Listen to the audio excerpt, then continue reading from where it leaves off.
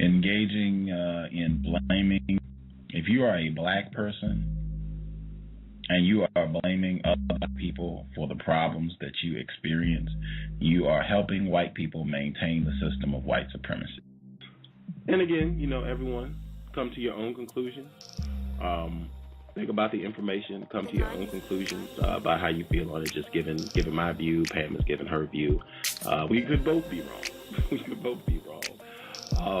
I will say, because you said, where is President Obama leading us? And I wanted to say, I think it would be more accurate if we're in a system of racism, white supremacy.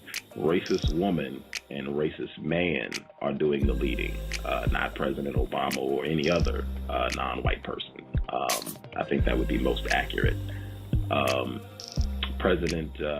I was also thinking the confusion in terms of President Obama being there and perhaps that confusing other non-white people about, exactly what is taking place under the system of white supremacy. And I thought, even if it was George Bush or any other white person, if it was, let's say, John McCain had actually won, even if, that was the case, we had a white president and non-white people were upset and blaming that individual white president, I think it would just represent confusion. This is what happens when you get non-white people who are confused about the fact that we are in a total system of white supremacy, where you look to blame what is happening on one individual person, typically a non-white person, or one individual white person, as opposed to understanding there is an entire global network of white people who are doing things against non-white people 24/7. Doesn't matter who's in the so-called White House. They're going to be doing their thing regardless, 24/7. And if you don't understand that, everything else is just out the window. So I think, it would be really irrelevant. I think to me, it's the essence of fantasy. You gotta have a boogeyman, you gotta have a prince.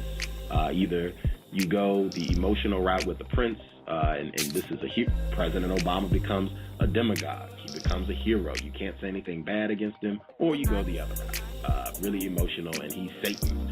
The worst thing ever. And I think both of those, like I said in the beginning, I think both of those, to me, it suggests some confusion.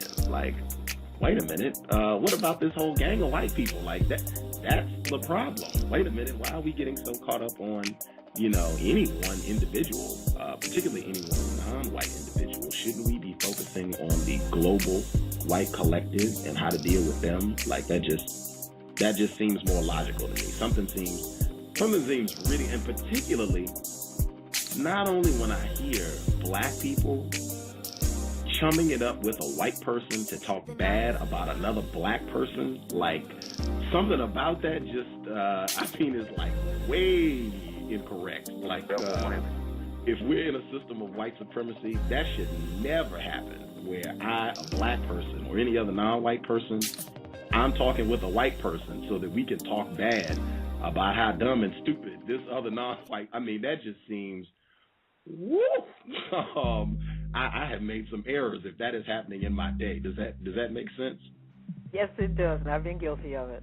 Oh, and you just made me squirm over here, and I was like, dang, because even when you're doing it, if you're halfway conscious, and awake, if you're halfway conscious, even in your mind, you're like, what am I doing?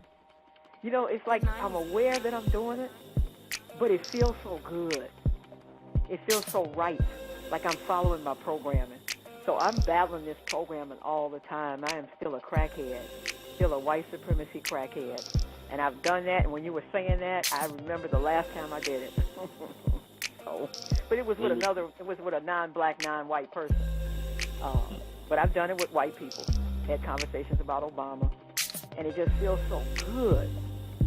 So that's the sickness in me. So I totally agree. I agree with you that Obama is not leading us anywhere. Everything you said, I agree with. So I think I'm still caught in the emotion. I think the emotion is winning out over the logic and the codification. So I'm just going to work on that. That's all I can say. Got to work on that. What do you think makes it feel so good? Is it is it white validation or is it I don't know. What do you think? Yes, white validation. Hey, white person, I'm different. Hey, white person, I'm with you. Hey, white person, I don't like that N either. That's all it is. Because I'm not talking to them about a whole lot of other stuff. They're not my confidant. So why am I talking about Obama with them? To be fair to myself, however, I talk about white politicians like a dog, too. But I know that I am, I know that I am doing something wrong when I get into talking about a black person with a white person. I know. I feel it in my gut. I know something else is going on here. This is not just a simple, harmless conversation. This is real jacked up. But it feels good because it's like that hit a crack. You know you're messing up. But that anticipation, and when that crack hits, and please, nobody, I never use crack, so I'm not speaking from experience, but it's like that programming kicks in, and you're doing what you've been taught to do all your life, and that is please white people. Context of white supremacy.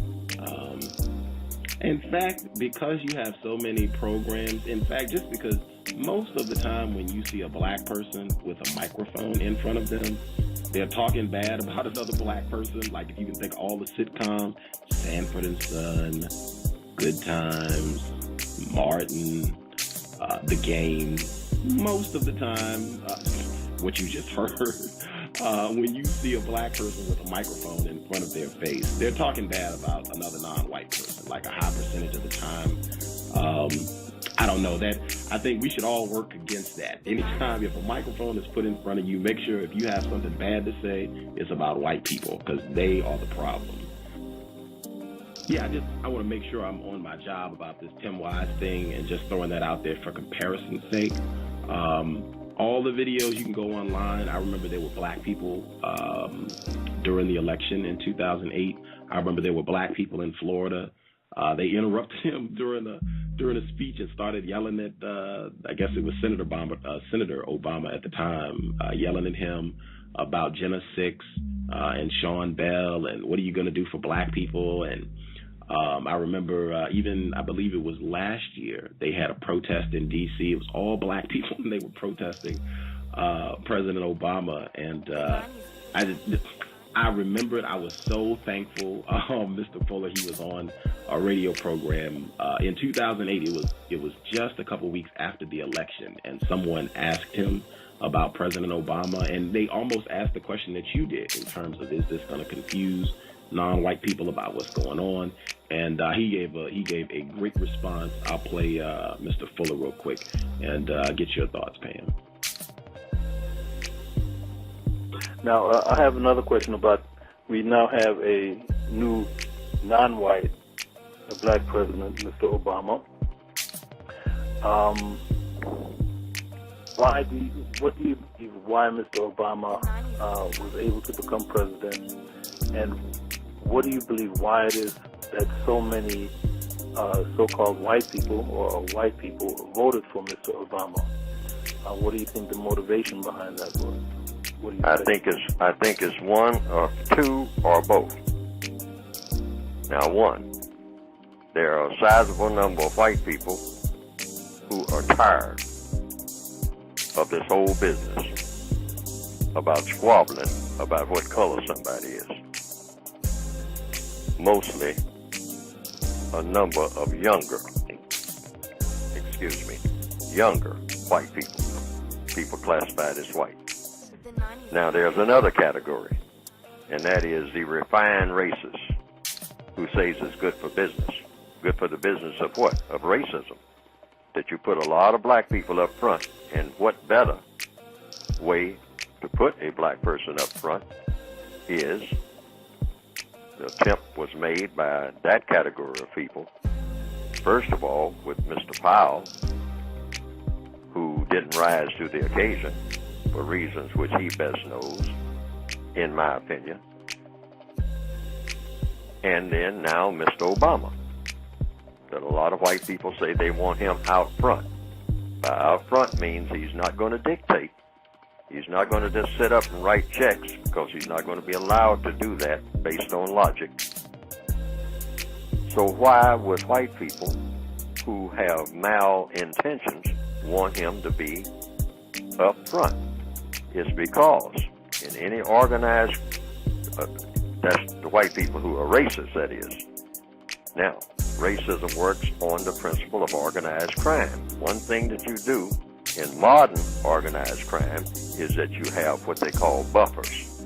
You have people to take the rap for things that you are going to do behind the scenes. And I think this is the master plan for the position that Mr. Obama is going to be in.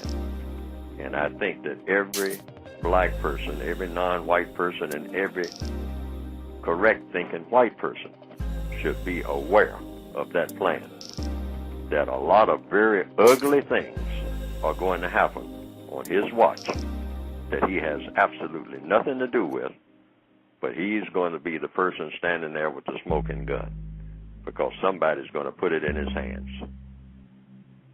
That's an old trick that everybody should be aware of by now, but a lot of people are not. And a lot of black people, you can look for it, and I'm trying to head it off, and everybody who is listening to this should be trying to head it off, saying, don't rise to that bait, because the bait is for everybody, particularly millions of black people throughout the world to get mad at Mr. Obama because they didn't get a check. So what is it that you believe is going to happen, and what is it that black people and non-white people can do to protect themselves to the greatest extent they could possibly could? We have to codify in such a way that all of the things that we do are designed to tailor to the individual to do the best that he or she can wherever he or she happens to be in the known universe on any given day, as if Mr. Obama was never elected president. A lot of this surrounding Mr. Obama is to lull the dark-skinned people of the world to sleep, thinking that this is hallelujah time, and that all they have to do is just lie down and go to sleep, and when they wake up, all they have to do is march themselves to the mailbox, and there will be a fat check there with Mr. Obama's signature on it. And when they go to that mailbox and they do not see that check there, and when things seem to be getting worse and worse for them, while they stand there waiting on a Messiah, they're going to get angry at Mr. Obama, which is exactly what a huge segment of the white supremacist culture have planned. That's exactly what they want to happen, while they enrich themselves behind the scenes